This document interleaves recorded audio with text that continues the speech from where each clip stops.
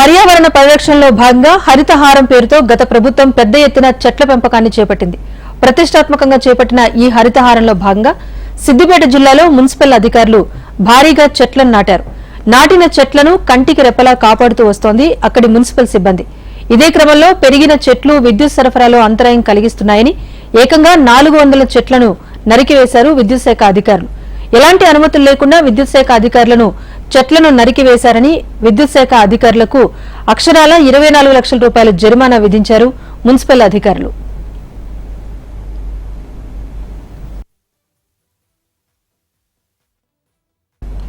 పట్టణంలో రాజీవ్ రహదారి, Lal command road, Medak రోడ్లలో సుమారు 400 చెట్లను నరికేశారు విద్యుత్ సిబ్బంది. ఇదే అంశంపై విద్యుత్ అధికారులను మున్సిపల్ అధికారులు వివరణ కోరగా విద్యుత్ సరఫరాలో అంతరాయం లేకుండా వినియోగదారుల సౌకర్యం కోసం సిద్దిపేట పట్టణంలో కరెంటు వైర్ల కింద ఉన్న చెట్లను ట్రిమ్మింగ్ చేశామని, ట్రిమ్మింగ్ కు వీలు కాని కొన్ని చెట్లను తొలగించాల్సి వచ్చిందని విద్యుత్ శాఖ వివరించింది.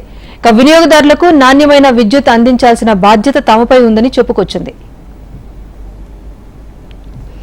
5 సంవత్సరాలుగా ఎంతో కష్టపడి పెంచిన చెట్లను నరికివేసినందుకు విద్యుత్ శాఖకు 24 లక్షల రూపాయల జరిమానా విధించినట్టుగా మున్సిపల్ అధికారులు తెలిపారు. ఇక నుంచి ఇరు శాఖలు సమన్వయంతో పనిచేస్తామని అన్నారు.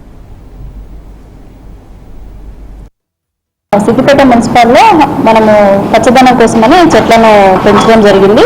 అయితే ఎలక్ట్రిసిటీ డిపార్ట్మెంట్ వాళ్ళు మనకి ముందస్తుగా సమాచారం కానీ ఎలా ఇవ్వకుండా కొన్ని చెట్లని సుమారుగా 300 to 400 చెట్లను వాళ్ళను నరికివేయడం జరిగింది. సో దానికోసం కానీ వాళ్ళకి అందరికీ కూడా ఇంటిమేషన్ ఇచ్చాము. అలా కాకుండా సమన్వయంతో వాళ్ళ కనుక ఎక్కడైనా పైన చెట్లు అడ్డం ఉన్నాయి కనుక అన్నట్లయితే మనం మున్సిపల్ తరఫు నుంచి 2 లాడర్స్ ఉన్నవి. లాడర్స్ను మనం ప్రొవైడ్ చేస్తున్నాము. దానిపైన వర్కర్స్ని, డీజిల్ కానీ అన్ని కూడా మున్సిపల్ శాఖ నుంచే ప్రొవైడ్ చేస్తూ వైర్లకు ఎక్కడైతే అడ్డం వస్తుందో అలాంటి వాటన్నిటిని కూడా మనము తొలగించడం జరుగుతుంది.